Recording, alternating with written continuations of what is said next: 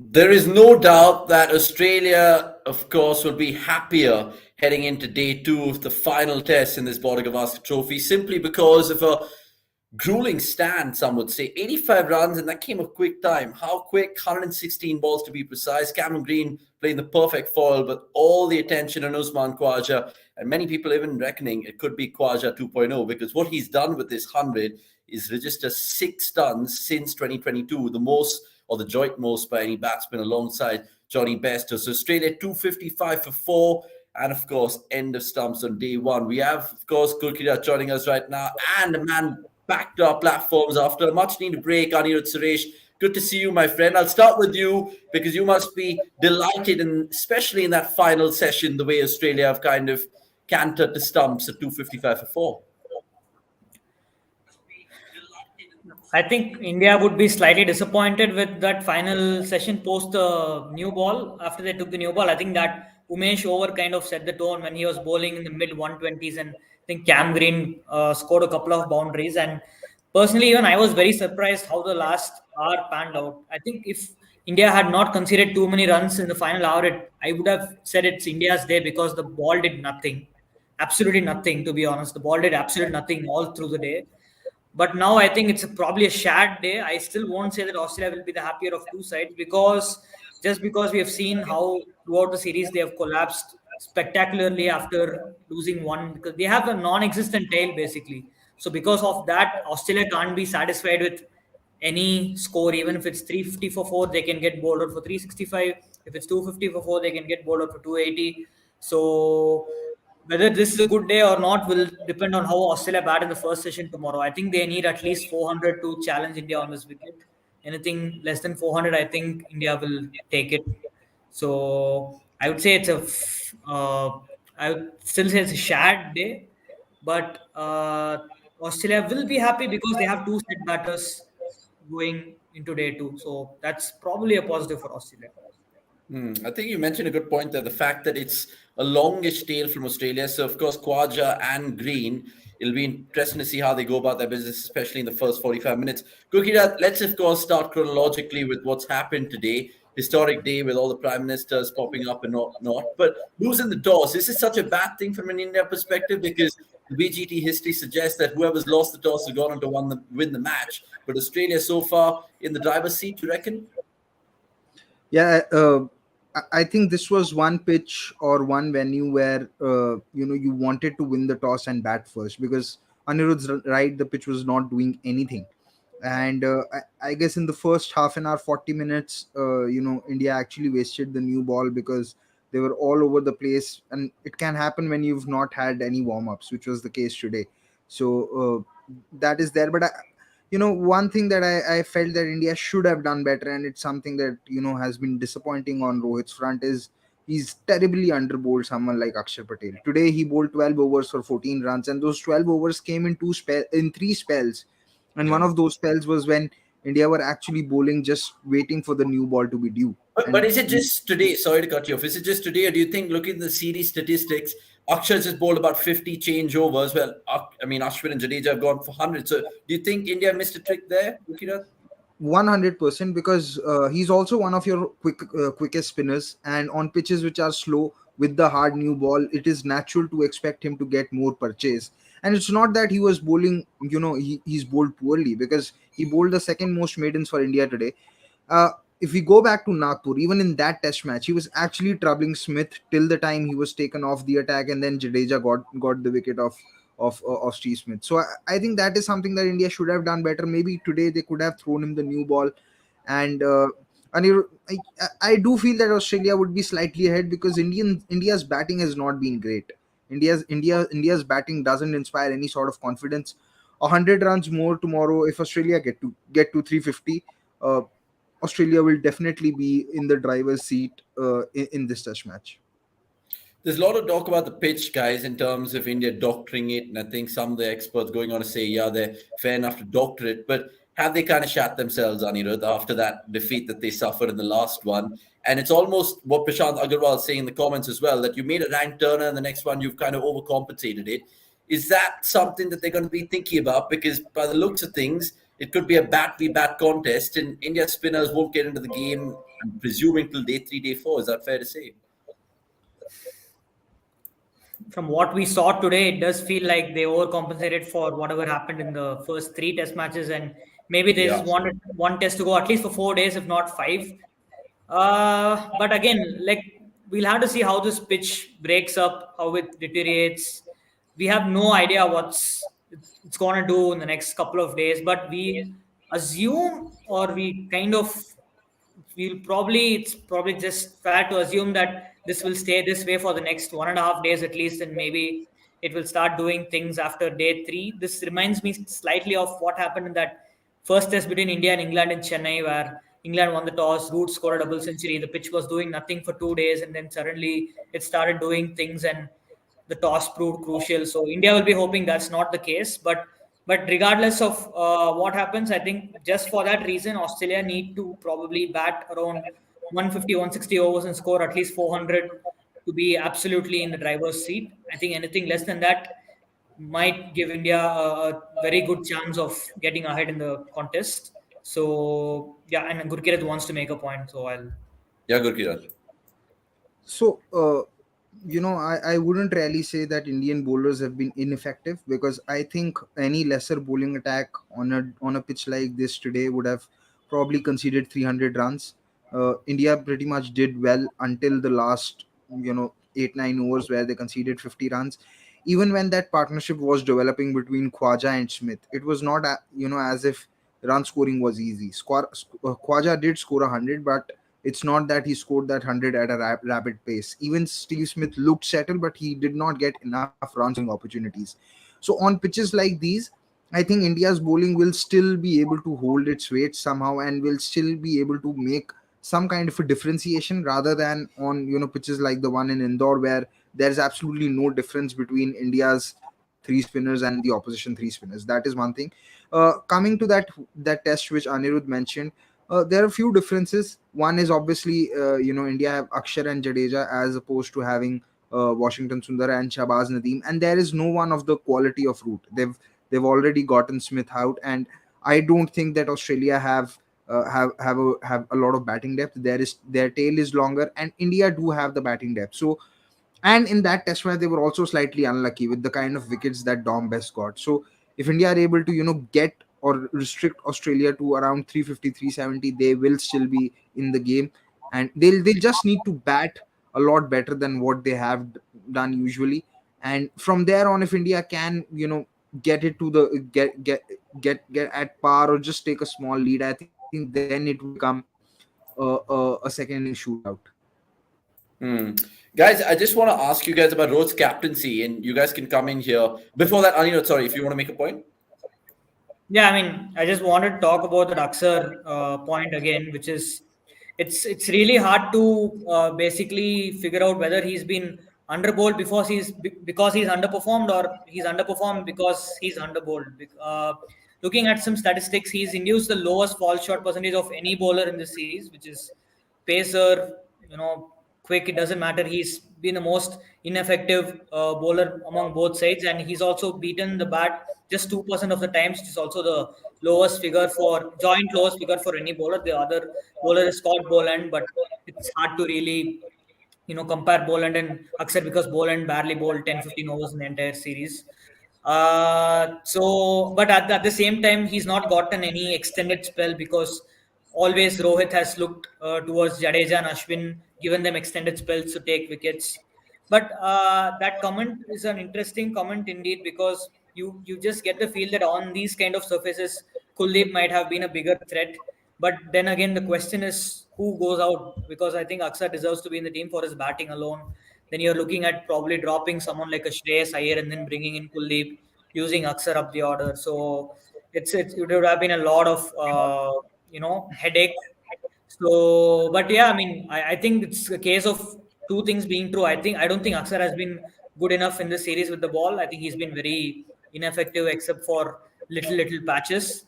But I also think he's not been given enough uh, long spells for him to get into a rhythm and then kind of trouble the batters. I So, but yeah, I I still think think, yeah, India kind of I missed think probably. Kuldeep on this particular wicket. This reminds me of what happened in that first test against Bangladesh, where Kuldeep was kind of able to make a difference. I think Akshar Okay. has bowled only one spell of more than 5 overs, which was in the first innings in Delhi where he bowled a 7 over spell. Apart from that, all his spells have been around 5 overs or less than that. And the other thing is, of him not threatening or not look as threatening as others is.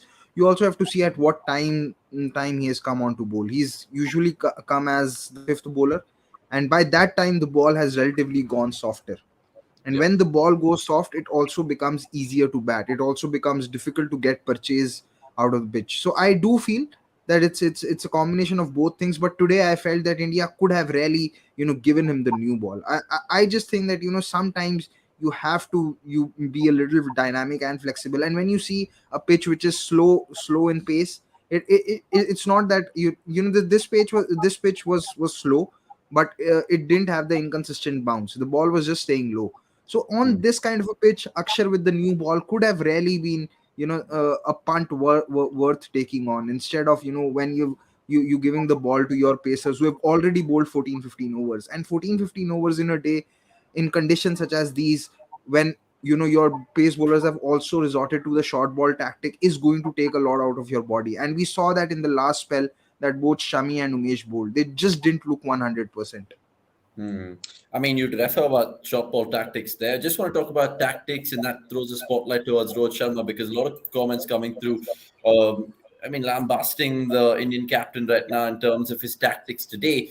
I just want to draw a comparison, and correct me if I'm wrong, guys. We saw that Rawalpindi test between England and Pakistan, where it was probably the flattest wicket in the world.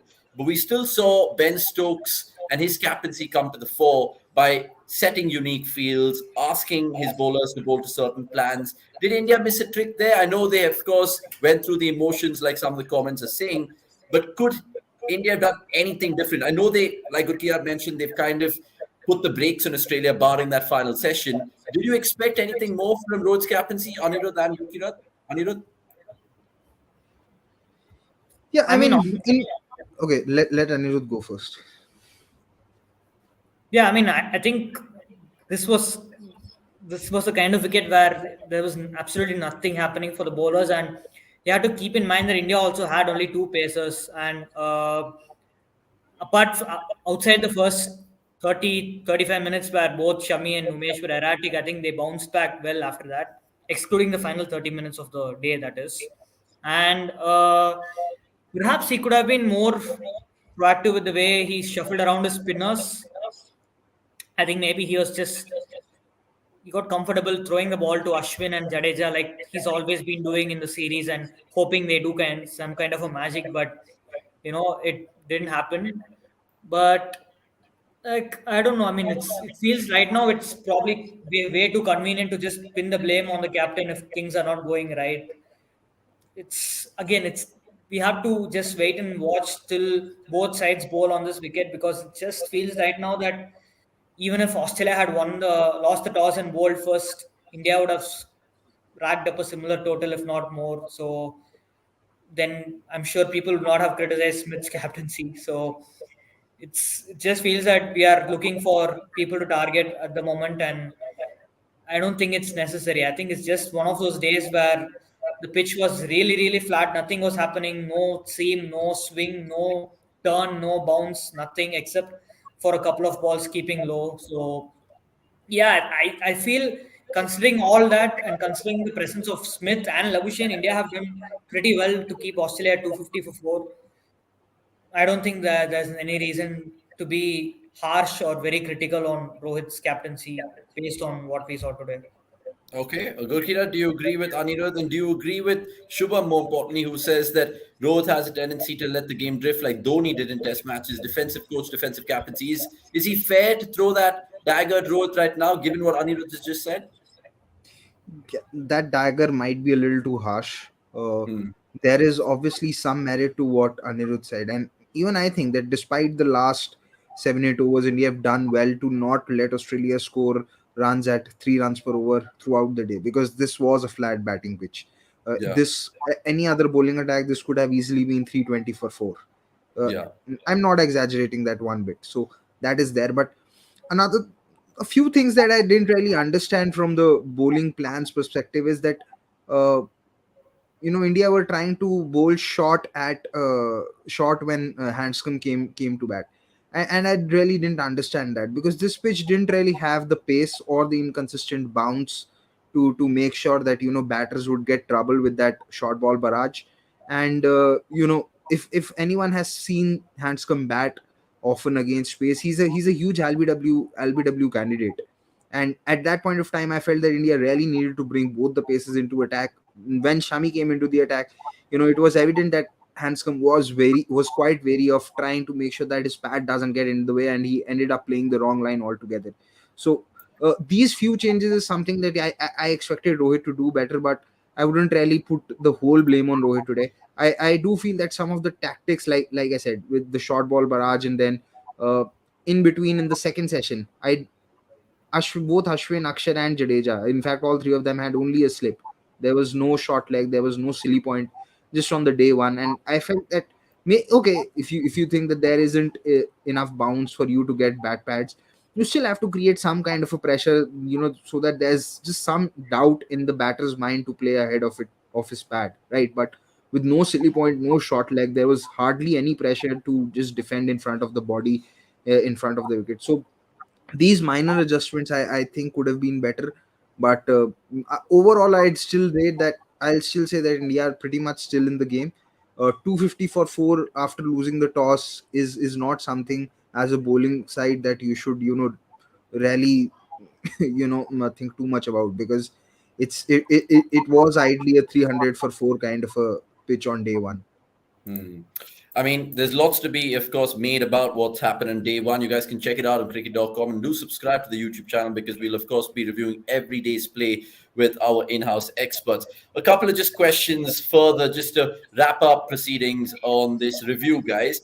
What's day two kind of going to look like? Because we've had some funny comments, some serious ones, non serious ones. I think one of the comments saying, Gill century coming in 120 balls. The other going on to say Pujara playing 600 balls will be a new record in a match draw.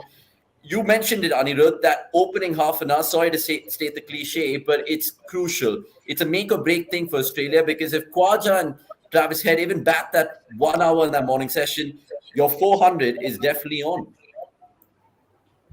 Can we say that for sure? Because, like I said, if Australia even are 325 for 4, there's every chance that they could get bowled out for 350 because it's Alex Carey and then the tail. Murphy can't bat. Lyon probably will give you 10 runs, not more than that. Matthew Kuhneman can bat, and Stark, I'm not sure how many runs he'll give.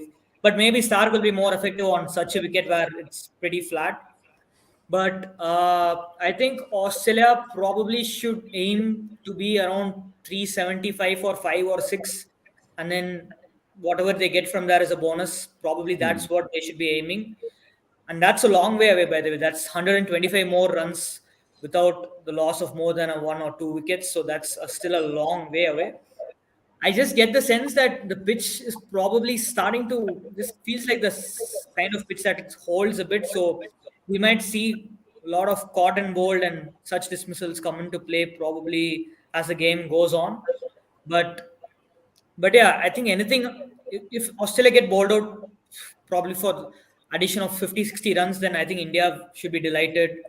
If Australia get about 350, then I think it's par, and I think anything above 375, Australia are probably slightly. I won't even say ahead, but yeah, they can be happy with their performance after losing first 4 wickets for like 160. So yeah, I think it's key for them to just add at least 100 more runs at all costs. I think that's Australia's aim for day two. Okay. When will the alarm bells start going off in the Indian dressing room if they don't break this partnership, Gurkirat? Because he's hinting 375. Is that wishful thinking, or do you think that can actually happen given the fact that they've been presented a good batting pitch? It can happen if India start the day tomorrow again, like how they started the day today, or bowled in the last half hour. It can happen. What's your gut The key feeling? for the key for India, is going to be to bowl like the way they bowled in that afternoon session, which was between lunch and tea. They did not get wickets, but they kept the lid on the scoring rate. And if you will keep the lid on scoring rate, the wickets will come. They will come at some point of time. India have enough quality in the bowling attack with five bowlers to make sure that happens. The other thing that I really want to say is that I want India to utilize Akshar a lot more with the ball. I mean, he's just bowled 12 overs today, and you rarely see that your third spinner is someone who's not who's bowling less than the number of overs which the Pacers have bowled. So probably try that tactic a little bit. And third, it's interesting because Jadeja usually doesn't go around the wicket to left-handers as much. He's not someone like Ashwin who can get the drift across the right-handers when Ashwin's coming around the wicket. So I would like actually Jadeja to come back and try over the wicket against Khwaja, because that is when he was again having Khwaja in trouble in the last Test match as well, because he was attacking both the edges of the bat. Right now, what Jadeja is doing is he's only attacking the pad and the inside edge. There's absolutely no threat to Usman Khwaja towards his outside edge. He's only looking to, play from the stumps. But last Test match, when, yes, of course, the pitch was different, but still, even on flat pitches, Jadeja has got someone like Alistair Cook out like this, where he was just coming from over the wicket, bowling outside the off stump and bringing both the edges into play, where he was forcing the left-hander to play around his pad, right? So I'd like to see that happen a little bit, because from around the wicket, Jadeja's completely taken the outside edge of the out of the equation, and there's only one way then he can hope to get Khwaja out, and which is probably get him trapped on the crease, or hope that Khwaja misses a sweep shot and gets out LBW or miscues it, because otherwise I really don't know how Jadeja is going to get Khwaja out. Hmm. Usman Khwaja, of course, some fantastic numbers he's dished out. You guys can check it out in terms of all the stats on cricket.com. Here's a little quiz for the viewers watching, and Gurkirat and Anirudh, of course. Can you name the last Pakistani-born batter to score Test 100 on Indian soil? I know the answer. Who is I'm it? thinking. Misbah. It is Misbah. It is Misbah. All those years ago, 16 years ago. So well done, Usman Khwaja. Of but course, but but yeah. I actually think that Khwaja's batted as well as Alistair Cook in 2012, Hmm. and he's faced a better bowling attack, and he's batted on probably tougher pitches than what Cook batted in that series. And in that series, Zahir Khan was towards the end of his career. Harbhajan Singh was towards the end of his career. Jadeja made his debut in the final Test match, and I, I, I, even Ashwin was developing himself. So I really think that probably Khwaja's been as good as Alistair Cook in 2012. Yeah, I think That we all kind of called it before in the preview that Usman Khwaja is going to be a threat after Steve Smith. Sorry, Anirudh, you were saying? No. I mean, I also wanted to just give a shout out to Cameron Green, the way he batted today. I mean, not just today. I mean, we saw it in the previous test as well. He just absorbed all the pressure and he wasn't able to convert, and he got a very slightly unlucky LBW call, but that happens. But again, today he came out, and we thought just when we all thought he will also go into a shell, he just just completely shifted the pressure back onto the bowlers, and probably I think he caught Rohit and India off guard with his aggression.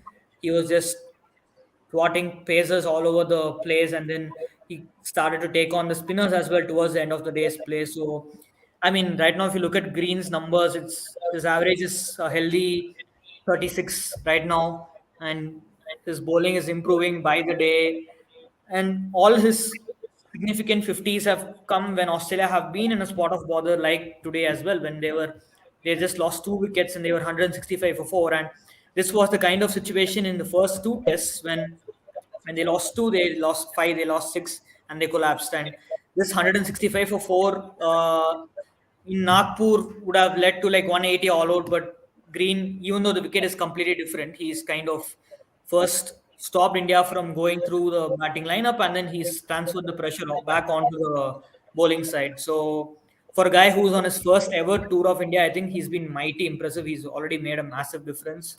So yeah, shout out to Green for how good he's been so far. Yeah, I mean, he's been exceptional. I think we've seen it in terms of his potential when he got that 50 in goal. But of course, that long stride, him being 6'8" and all of that helps him a lot. And good points mentioned by Anirudh over there. Lots of weird comments coming through as usual on this review saying if Virat's 28th is not coming on this track, then he should retire after the World Test Championship final. I mean, imagine from his perspective, he was Indian captain not too long ago, and now he's feeling a silly point. It's just bizarre in terms of his demotion.